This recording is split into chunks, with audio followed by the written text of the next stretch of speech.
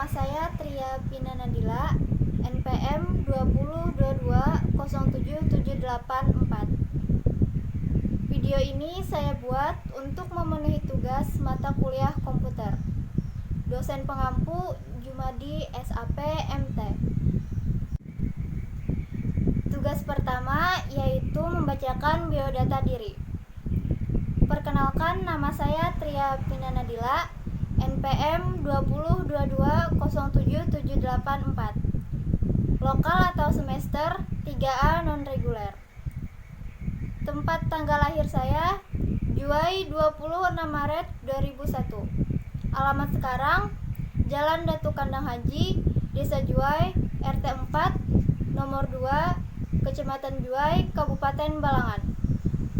Agama saya Islam. Status belum kawin. Pekerjaan belum bekerja. Cita-cita saya insya Allah menjadi pengusaha di bidang kuliner atau fashion. Nomor telepon 0822 60438309. Email saya triapinanadila@gmail.com. Nama Facebook saya Tria Pina Nadila. Nama Instagram saya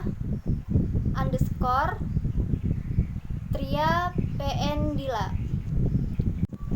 Tugas yang kedua yaitu membacakan karangan komputer sejauh yang saya ketahui.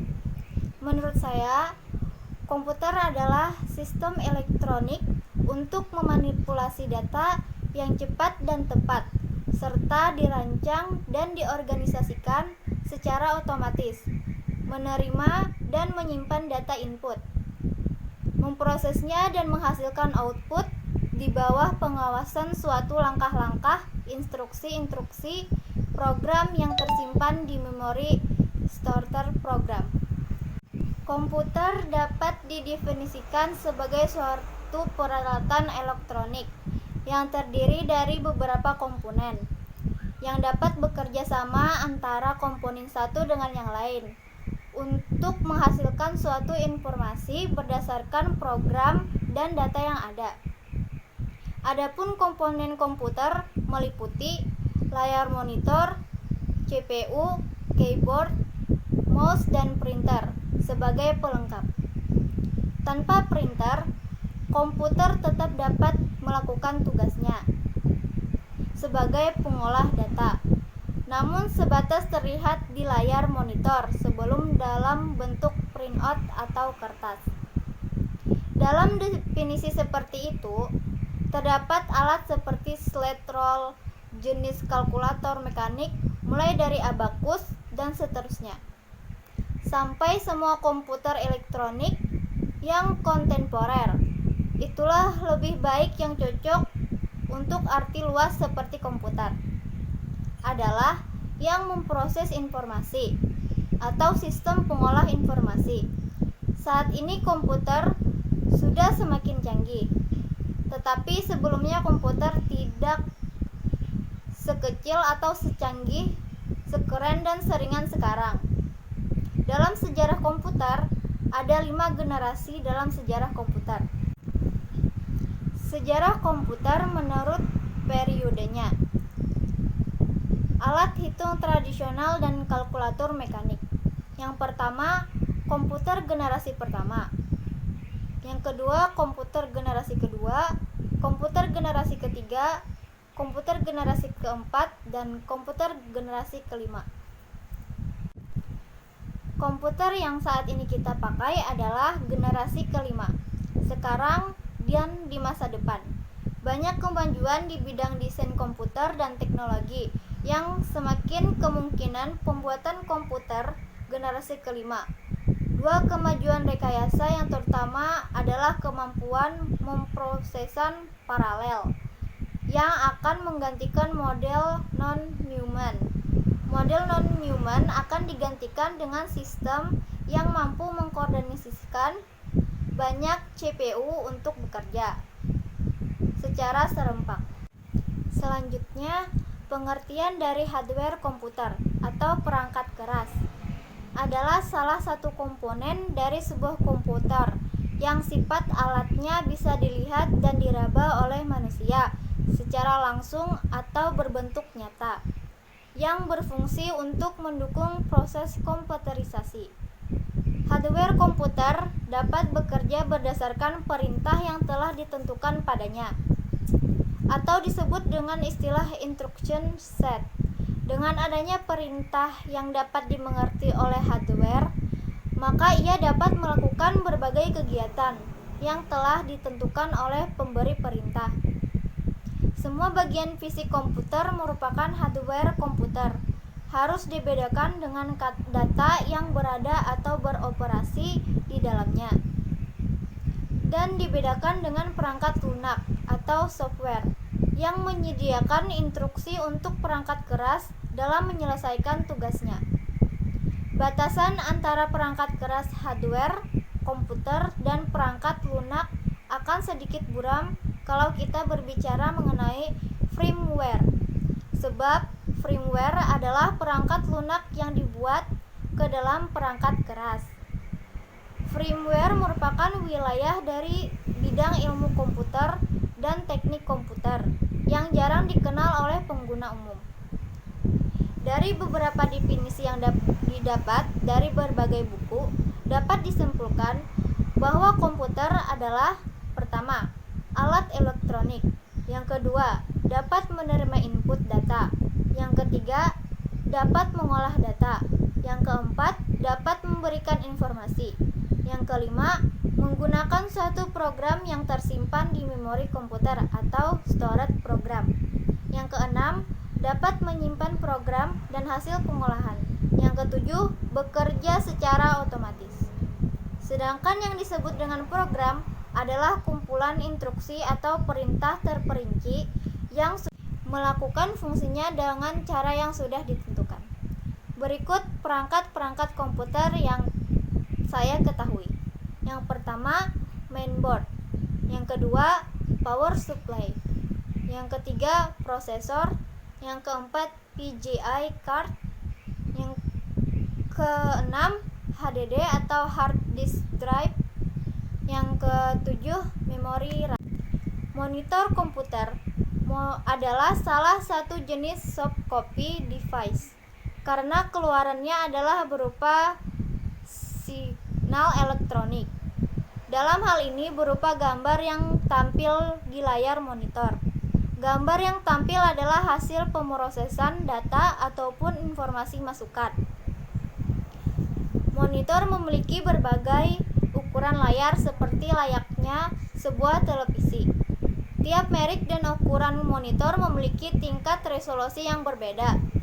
Resolusi ini yang akan menentukan ketajaman gambar yang dapat ditampilkan pada layar monitor. Jenis-jenis monitor saat ini sudah sangat beragam, mulai dari bentuk yang besar dengan layar yang cembung sampai dengan bentuk yang tipis dengan layar yang datar atau flat. Untuk saat ini, monitor komputer terdiri dari beberapa jenis diantaranya. Yang pertama, monitor tabung sinar katoda atau CRT; yang kedua, monitor LCD; yang ketiga, monitor plasma; yang keempat, monitor OLED. Selanjutnya, prosesor merupakan otak dan pusat pengendali komputer yang didukung oleh komponen lainnya, di mana prosesor merupakan chip yang sering disebut dengan mikroprosesor. Pada saat sekarang ini, ukuran prosesor sudah mencapai tingkat gigahertz. Ukuran tersebut adalah hitungan kecepatan dalam mengolah data ataupun informasi. Semakin besar ukurannya, maka semakin cepat proses pengolahan dan pengaksesan data atau informasi. Pada dasarnya, kinerja prosesor dibantu oleh data bus dan chipset. Ada beberapa prosesor yang beredar di pasaran, diantaranya yang pertama AMD atau American Micro Device, yang kedua Apple, yang ketiga IBM, yang keempat IDT, yang kelima Intel. Yang ketiga mainboard, disebut juga motherboard. adalah papan rangkaian utama pada komputer di mana prosesor, memori, dan peripheral lainnya terpasang.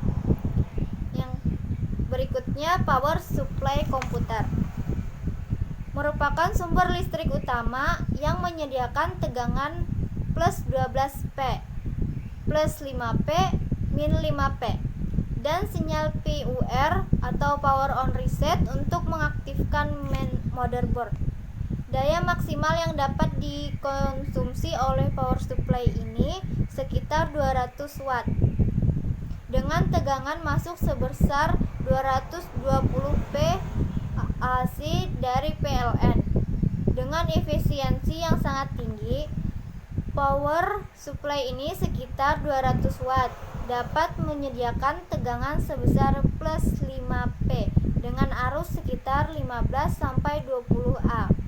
Untuk keperluan peralatan digital, motherboard, disk drive, hard disk, fan processor, CD-ROM, drive, dan card yang dimasukkan pada slot motherboard. Selanjutnya, hard disk merupakan piranti penyimpanan sekunder di mana data disimpan sebagai pulsa magnetik pada piringan metal yang berputar yang teriterasi. Data disimpan dalam lingkaran konsentris yang disebut track.